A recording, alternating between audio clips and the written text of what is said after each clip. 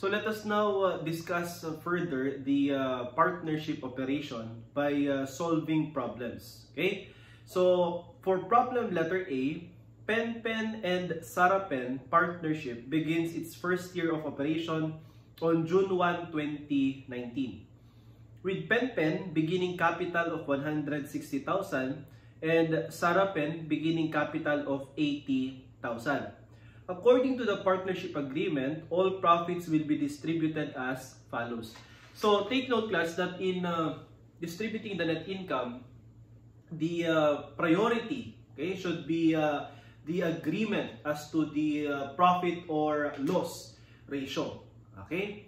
Now, according to the law, if the partners, okay, failed to agree on the loss ratio but agreed on the profit ratio, then the profit ratio agreed upon will be applied, okay, in case of loss. Okay, so the distribution of net loss will be through, okay, the agreed profit ratio.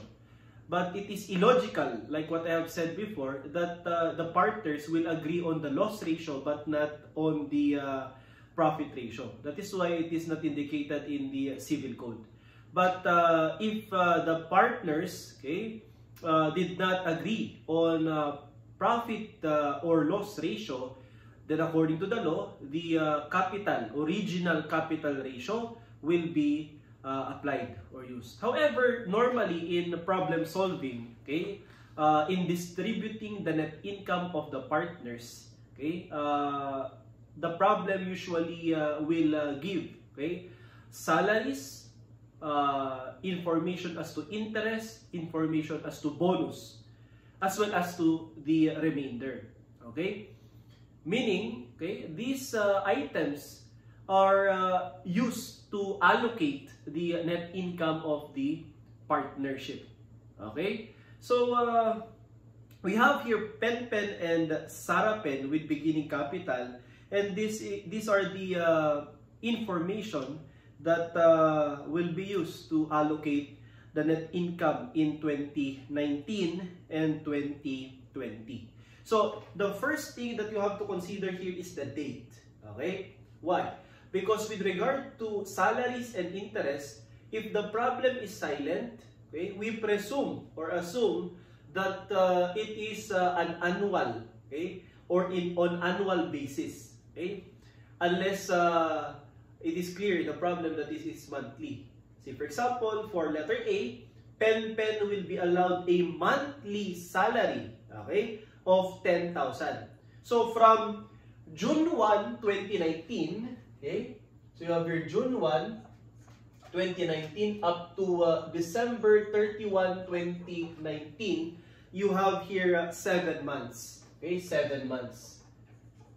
Okay, so to determine or compute, okay, the salary of Pen, okay, we have here 7 months, multiply this by 10,000, so you have here 70,000. Okay, so for Pen, we have here 70,000 salary, while for Sarapen, there is no salary indicated, so this is 0. So we have here total of 70,000 salary, okay, for 2019. Now letter B, the partners will be allowed with interest equal to 10% of their beginning capital every year, okay, beginning capital balance. So for interest, we have here 10%, and the beginning capital of Pen as provided in the problem is 160,000. So you have your multiply this by 160,000, and also, okay, do not forget to apply the prorata, okay, which is 7/12 in this particular problem. Okay, 7 months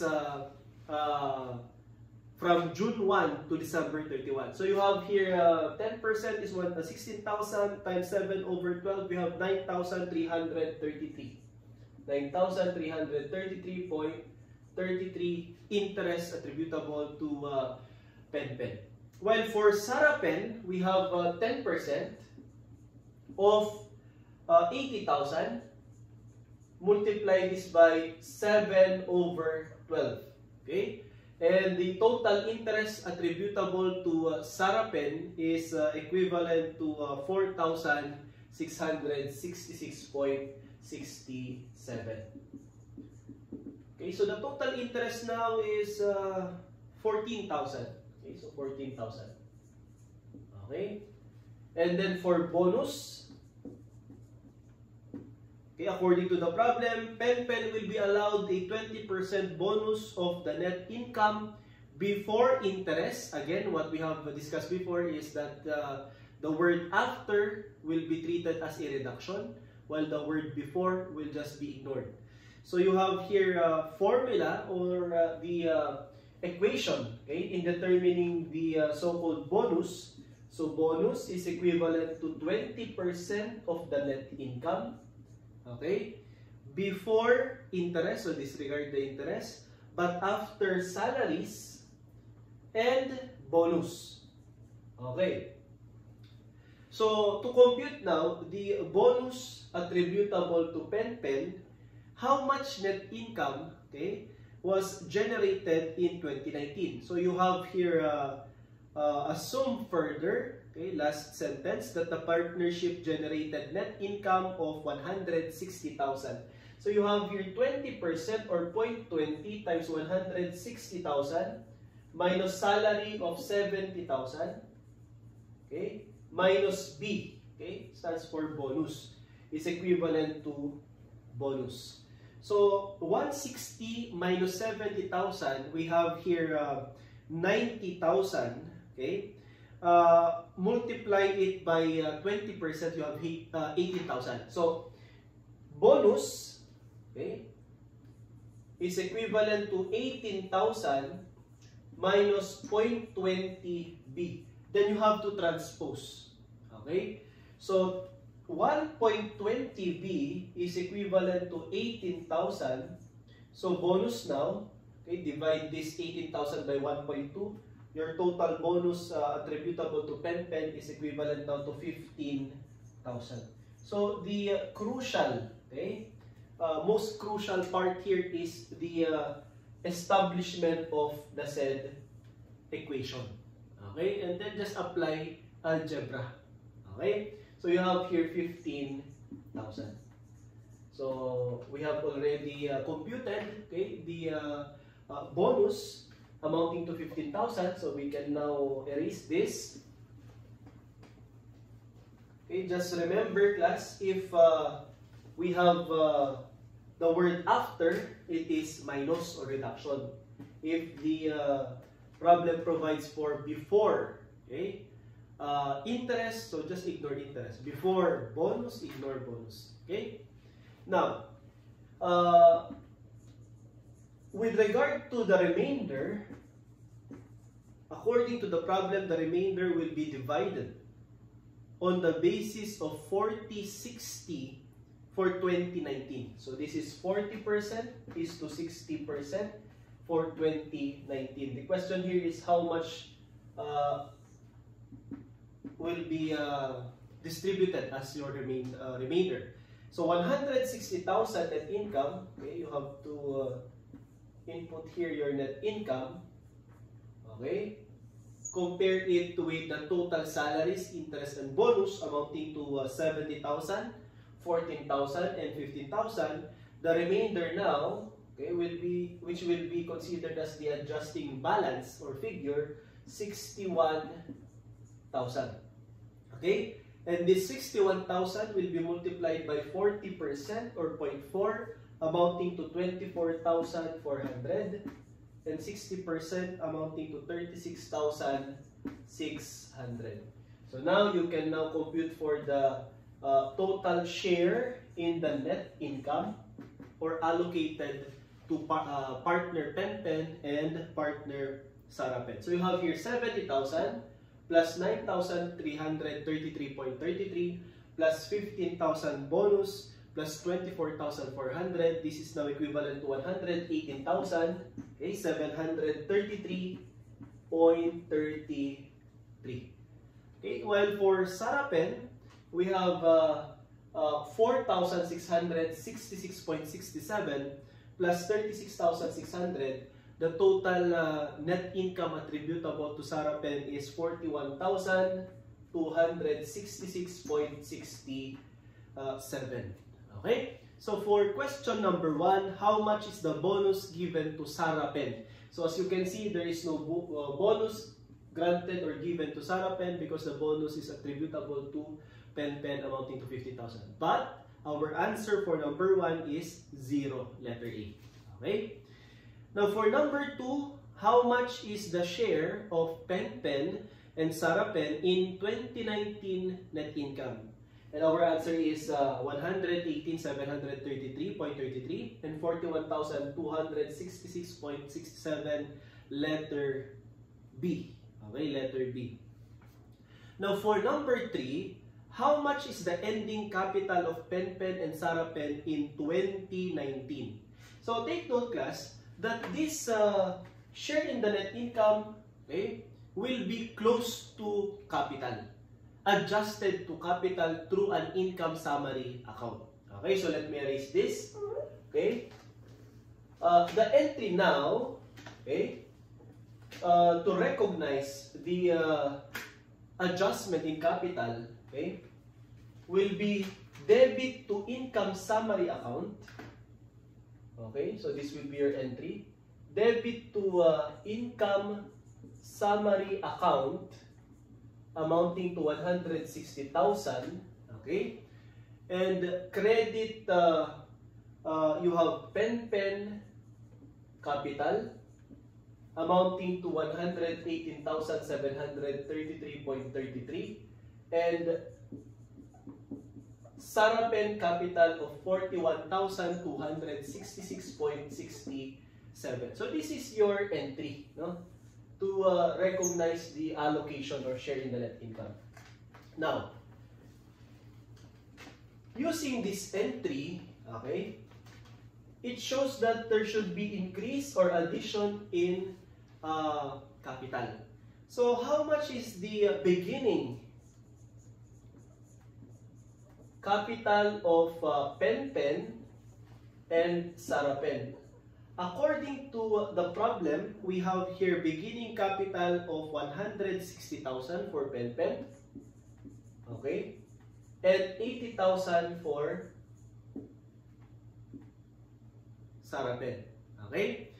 Now this capital, due to this entry, there will be increase, okay, in capital due to share in the net income, or decrease in capital due to share in the net loss. So if in case the result of the operation is a loss, then the entry will be credit to income summary account, then debit to the respective capital of each partner.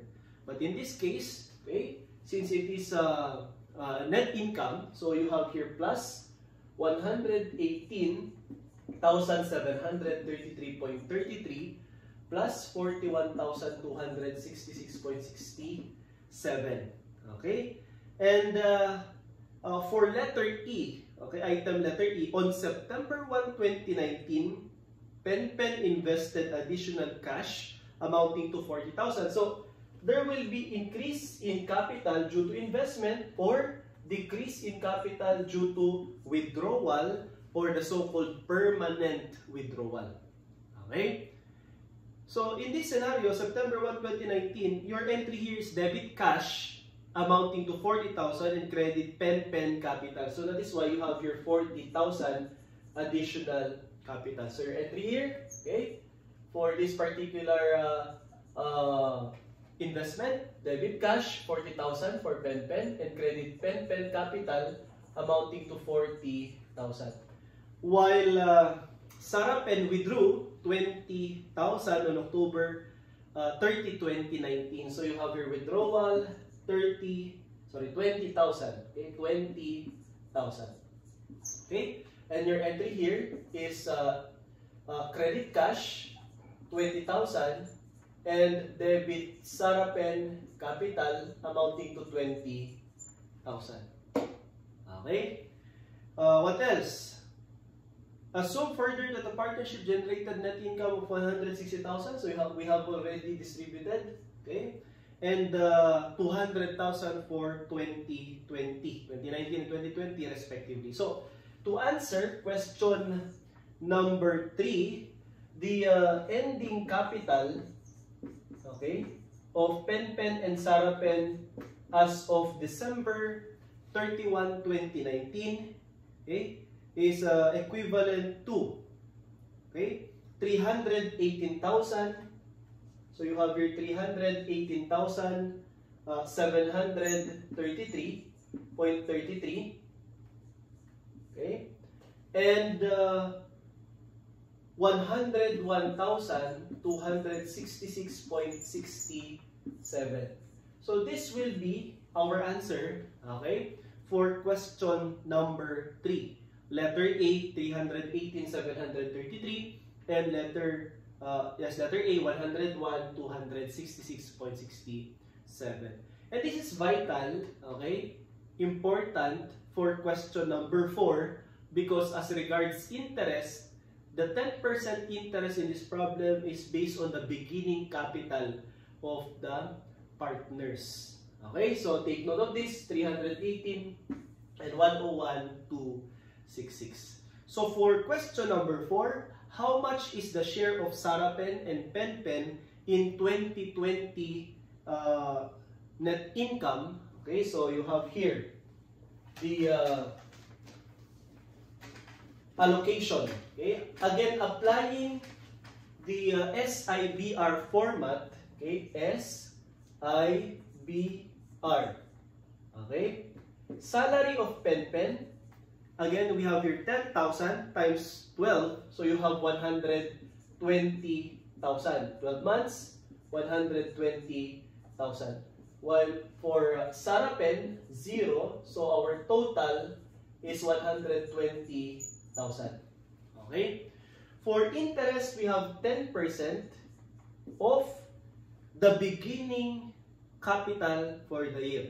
And the beginning capital in 2020 is the ending capital as of 2019, December 31. So 318,733.33 times 10%, you have your 31,873.33.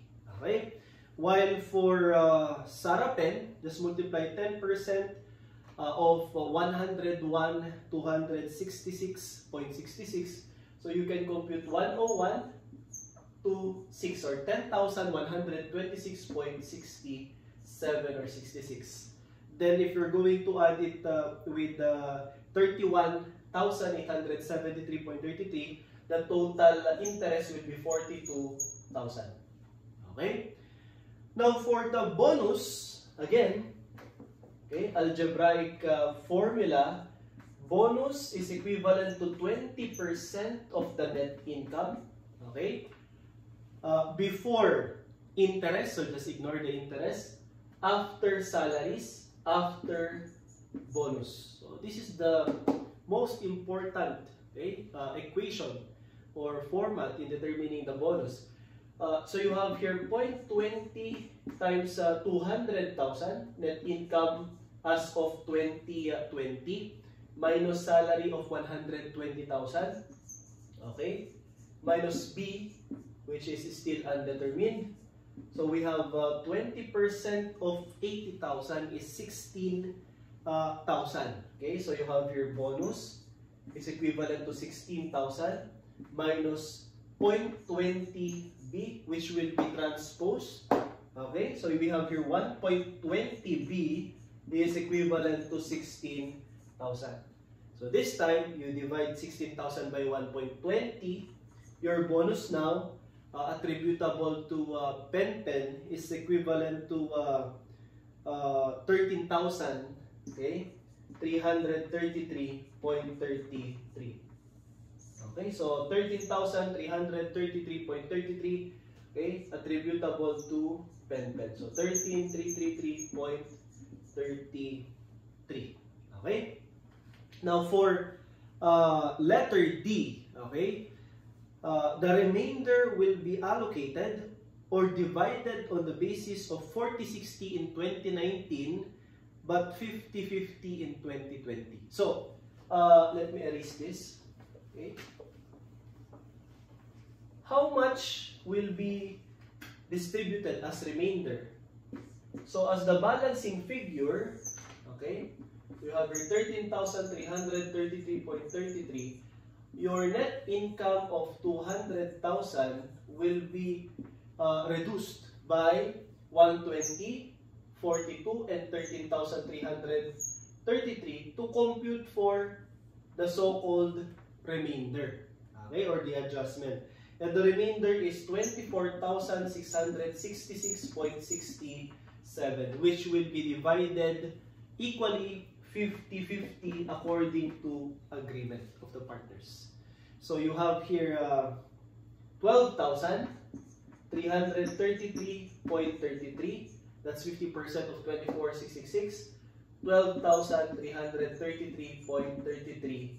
So if you're going to add the SNI, or the share in the net income attributable to Pen will be equivalent to 177,540. Okay?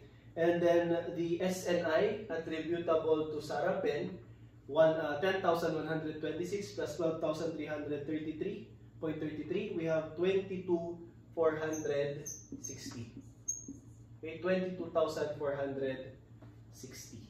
Okay? So our answer, class, for number 4, you have to consider, okay, the sequence of the names of the partners. How much is the share of Sarah Pen, okay, Sarah Pen and Pen? So how much is the share of Sarah Pen? That's 22,460. And for Pen, that's 177,540. So the correct answer for question number 4, problem letter A, is letter D. Okay, dog.